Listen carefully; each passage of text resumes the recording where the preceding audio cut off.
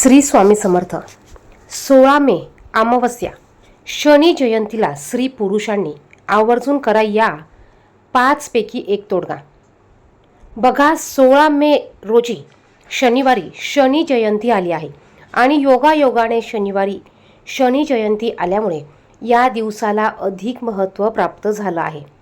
बघा, आपण आपल्या आयुष्यात खूप कष्ट करतो, आपण दिवस रात्र कष्ट करतो, घाम गाळतो, पण तरी देखील आपण कष्ट करूनही आपण केलेल्या कामाचं फळ आपल्याला मिळत नाही. आपल्याला पैसा पुरत नाही.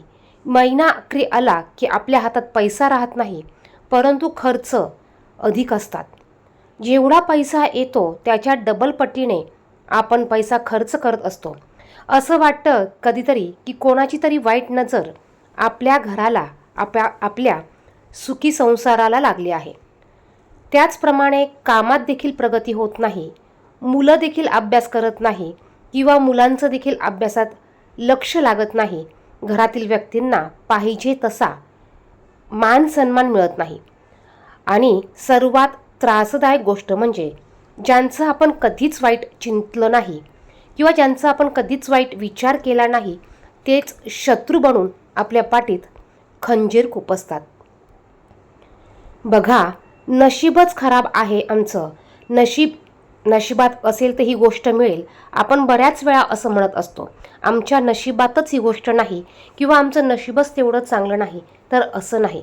देवाने सर्वांना सर्व सारखंच भरभरून दिलेलं असतं, परंतु काहींना कमी कष्ट करतात ते त्या गोष्टी मिळतात, तर काहींना जास्तीचे कष्ट करावे लागतात, तर काहींना कष्ट करून जास्तीचे कष्ट करून काही आध्यात्मिक गोष्टी, आध्यात्मिक उपाय देखील करावे लागतात.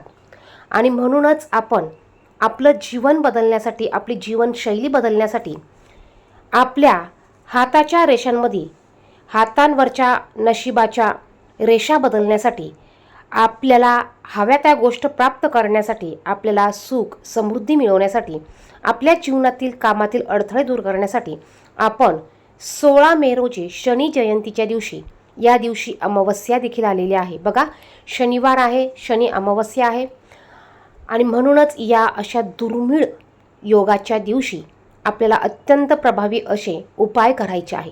आपण या व्हिडिओमध्ये काही उपाय बघणार आहोत. या उपायांपैकी आपण स्त्री असो पुरुष असो, काही उपाय आपण अवश्य करायचे आहे. ज्यांना शक्य असेल त्यांनी सर्व उपाय केले तरी चालेल.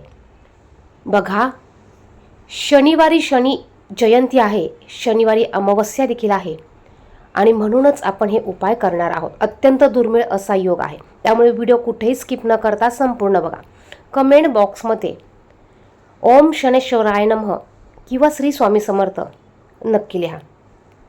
आता उपाय काय करायचे किंवा उपायांसाठी आपल्याला कोणत्या वस्तू लागणार आहेत, त्याचप्रमाणे उपाय सांगितलेल्या पद्धतीनेच आपल्याला करायचा आहे, तरच आपण केलेल्या उपायांचं आपल्याला फळ प्राप्त होणार आहे. त्याचप्रमाणे या दिवशी शनी जयंती असल्यामुळे आपल्याला शनिदेवांची प्रार्थना करायची आहे. शनिदेवांच्या स्तोत्राचं पठण मनन करायचं आहे. पुरुष असतील तर शनी जयंतीच्या दिवशी शनीच्या मंदिरात जाऊन त्यांना तेल माळ तुम्हाला घालायची आहे. आता जर का तुमच्या कामात तुम्हाला अडथळे असतील, मुलांच्या शिक्षणात अडथळे असतील, प्रगतीत अडथळे असतील, तर या दिवशी आपण असा एक छोटासा उपाय करायचा आहे की आपल्याला जे काही अडथळे येत असतील ते अडथळे सर्व दूर होतील. आणि जर का शत्रू त्रास असेल तर शत्रू तुमच्या समोर लोटांगण घालेल. त्याचप्रमाणे बघा, बऱ्याच जणांना शनीची 7.5 देखील असते, परंतु जर का तुम्ही या 7.5मध्ये शनिदेवांची उपासना केली, सांगितलेल्या गोष्टी केल्या, तर नक्कीच तुम्हाला या 7.5चा प्रभाव अजिबात जाणवत नाही. शनिदेव हे क्रूर नाहीत, तर ते न्यायप्रिय आहेत. त्यांना लबाडी, खोटेपणा अजिबात आवडत नाही. ते केवळ आपल्या कर्मांचा हिशोब मागतात. जर तुमची नियत साफ असेल आणि तुमचे जर का कर्म स्वच्छ आणि शुद्ध असेल, तर हेच शनिदेव तुम्हाला शून्यातून विश्व निर्माण करण्याची ताकद देतात. ते जेव्हा द्यायला लागतात तेव्हा रंकाचा राव करायला त्यांना काही क्षणही पुरेसे असतात. यंदा शनी जयंती इतकी खास आहे कारण यंदा या दिवशी अमावस्या तिथीचा असा काही अद्भुत संयोग जुळून आला आहे जो गेल्या कित्येक दशकात पाहायला मिळाला नव्हता. थोडक्यात सांगायचं झालं तर या दिवशी ब्रह्मांडात अशा काही लहरी ऊर्जा या सक्रिय होणार आहेत ज्या तुमच्या जीवनातील कर्माचे अडथळे क्षणात भस्म करू शकतात. असा हा दुर्मिळ योग आहे जिथे शनिदेवांची शक्ती आणि अमावस्येची गुप्त ऊर्जा एकत्र येत आहे. अमावस्या म्हणजे अंतर्मुख होण्याचा, नकारात्मकता दूर करण्याचा दिवस आणि शनी जयंती म्हणजे शनिदेव यांची कृपा मिळविण्याचा दिवस. शनी हे कर्मफलाचे देव आहेत. प्रामाणिक प्रयत्न, संयम आणि श्रद्धा असेल तर त्यांची कृपा नक्कीच मिळते असं आपल्या धर्मग्रंथात सांगितले आहे. आपण जे काही उपाय बघणार आहोत, तोडगे बघणार आहोत, यापैकी काही तोडगे हे अत्यंत प्रभावी आहेत. त्याचप्रमाणे आपण या तोडग्यांसाठी आपल्या किचनमधील काही चमत्कारिक आणि गुप्त अशा वस्तू वापरणार आहोत. त्यामुळे व्हिडिओ कुठेही स्किप करू नका, व्हिडिओ संपूर्ण बघा. शनिदेव आपल्या आयुष्यातील सुख आणि दुःख आपल्या कर्मानुसार ठरवतात. शनी जयंती ही त्यांची शक्ती सर्वात जास्त जागृत असण्याची तिथी आहे आणि जेव्हा याला अमावस्येची जोड मिळते तेव्हा एक प्रचंड मोठी आध्यात्मिक ऊर्जा निर्माण होते. अमावस्या ही अशी रात्र असते जेव्हा नकारात्मक शक्ती क्षीण होतात आणि आपण केलेली पितृसेवा किंवा केलेले उपाय थेट ईश्वरापर्यंत पोहोचतात. जेव्हा शनी जयंती आणि अमावस्या एकत्र येतात तेव्हा ब्रह्मांडातील शनितत्व आणि पृथ्वीतत्व यांचा एक दुर्मिळ संगम होतो. याचाच अर्थ असा की या दिवशी तुम्ही केलेली छोटीशी सेवा देखील तुमच्या आयुष्यात हिमालयीन उंचीची फळ देऊ शकतात. आता उपाय कसे करायचे, उपाय कोणते असणार आहे ते बघू. आपण मनुष्य आहोत. आपल्या हातून कळत नकळत अनेक चुका होतात. कोणाचं तरी आपल्याकडनं मन दुखवलं जातं. कधी आपल्या हातून एखादं पाप देखील होत असतं आणि हे छोटे छोटे पापदोष साचून आपल्या प्रगतीत अडथळे निर्माण करत असतात. 16 मे रोजी केलेले हे उपाय म्हणजे तुमच्या कर्माची सफाई आहे. हे केल्याने तुमच्या नशिबावर साचलेली धूळ झटकली जाईल, तुमच्या कामातील अडथळे दूर होतील, तुमचा मार्ग मोकळा होईल आणि तुमचे काही पाप असतील, वाईट कर्म असतील ते धुतल्या जातील. ग्रहदोषांपासून कायमची सुटका मिळवायची असेल तर पहा, ज्यांच्या कुंडलीत शनीची 7.5 सुरू आहे किंवा ढय्या सुरू आहे त्यांच्यासाठी हा दिवस अगदी महत्त्वाचा आहे. तुम्हाला वाटतंय का की तुमची कामं शेवटच्या टप्प्यावर येऊन अडकतात, पैसा येतो पण टिकत नाही? मग समजून जा की शनी ग्रहाची स्थिती तुमच्यासाठी अनुकूल नाही आणि म्हणूनच या दिवशीची तोडगे या ग्रहांची तीव्रता कमी करतात आणि तुम्हाला शनिदेवांच्या प्रकोपाऐवजी तुम्हाला त्यांची कृपा मिळवून देतात. नकारात्मकतेचा आणि वाईट नजरेचा मुळापासून नाश होतो. अनेकदा आपल्याला वाटतं की कुणाची तरी नजर आपल्याला लागली आहे. आपल्या हस्ताखेळा घराला कोणाची तरी दोष लागले आहेत. घरामध्ये विनाकारण वाद होतात, भीती वाटते. क्षुल्लक कारणावरून घरातील एकमेकांमध्ये वाद होतात. अमावस्येच्या रात्री नकारात्मक ऊर्जा ही सक्रिय असते.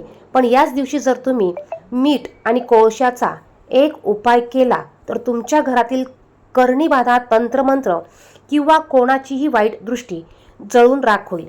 तुमच्या घराभोवती एक सुरक्षिततेचं कवच तयार होईल ज्याला कुणीही तोडू शकणार नाही. जर केवळ एका दिवसाच्या उपायाने तुमच्या आयुष्यातील एवढी मोठी संकट टळणार असतील तर तो मुहूर्त चुकवणं कितपत योग्य असणार आहे. आणि म्हणूनच आता आपण अशा विशिष्ट वस्तू बघणार आहोत की ज्या आपल्याला आपल्या किचनमध्ये मिळणार आहे. 16 मेच्या रात्री साक्षात शस्त्र बनून तुमच्या संकटांवर त्या वार करतील. उपाय, तुम्हाला हा उपाय सकाळी किंवा सायंकाळी करायचा आहे. आता या उपायासाठी तुम्हाला एक स्टीलच्या किंवा मातीच्या वाटीत मोहरीचं तेल घ्यायचं आहे. शांत चित्तेने त्या तेलात स्वतःच्या चेहऱ्याचे प्रतिबिंब म्हणजेच तुमचा चेहरा तुम्हाला बघायचा आहे. यालाच छायादर्शन म्हणतात. त्यानंतर त्यात 2 काळे तीळ टाका.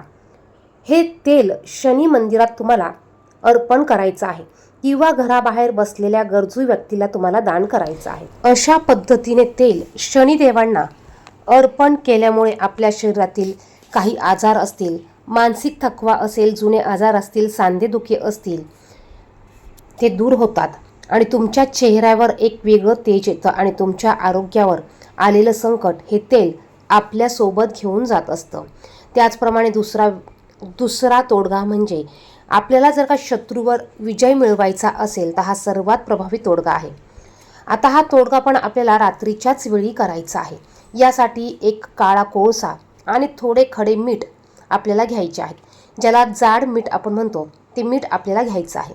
एका काळ्या कपड्यात ह्या दोन्ही वस्तू आपल्याला बांधून याची पुडी आपल्याला तयार करायची आहे आणि ही पुडी घराच्या नैऋत्य कोपऱ्यात किंवा मुख्य दरवाजाच्या मागे एका रात्रीसाठी ठेवायची आहे आणि दुसऱ्या दिवशी 17 तारखेला सकाळी कोणाशीही न बोलता ही पुडी वाहत्या पाण्यात विसर्जित करायची आहे किंवा एखाद्या निर्जल ठिकाणी मातीत गाडून टाका.